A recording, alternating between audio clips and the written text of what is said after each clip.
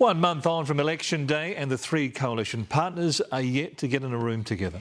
Christopher Luxon has officially pulled the pin on his plan to travel to the APEC summit in San Francisco tomorrow as negotiations stretch on. Political editor Jenna Lynch has the latest.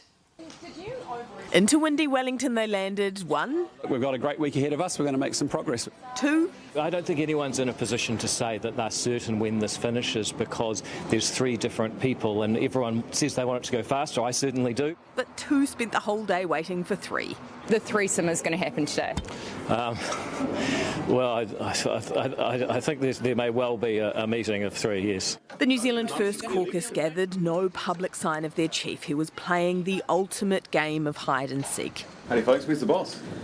No, we're on our way to have a group solidarity lunch. Without the boss? No, well, those discussions are still well and truly underway.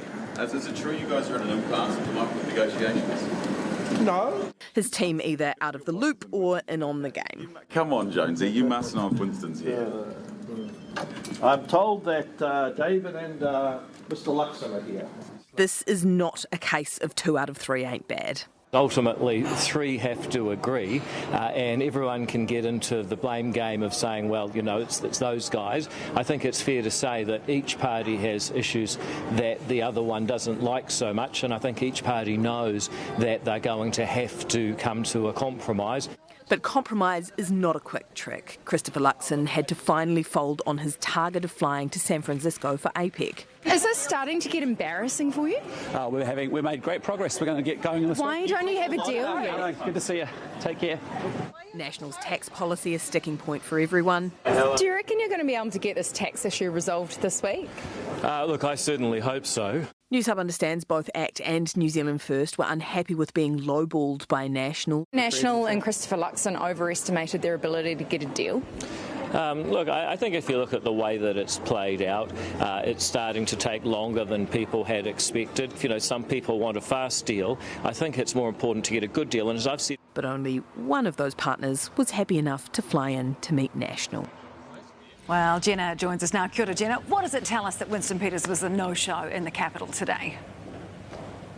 From what I'm hearing, he was very much expected to be in town for talks today and then he just didn't show up. I understand that ACT and National have met today and that Christopher Luxon spoke multiple times on the phone with Winston Peters, but obviously they couldn't meet face-to-face because they weren't in the same city. Perhaps Peters' refusal to fly here to the capital was to serve as a lesson to Christopher Luxon that although he is the leader of the largest party, he is not the only one with power. The government that he is trying to build is a 3-legged stool and New Zealand First is a crucial part of holding that up. But Newshub has learned of a significant development in negotiations due to happen tomorrow. All 3 of those leaders are set to get in a room and have their first meeting, all 3 of them together. Now, all details of that meeting are being kept secret and my sources are telling me not to read into it that a deal is imminent. There is still a way to go here, but it will be a significant and symbolic step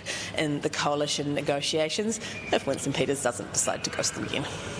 Indeed. Our political editor, Jenna Lynch, there live from Wellington. Tēnā koe.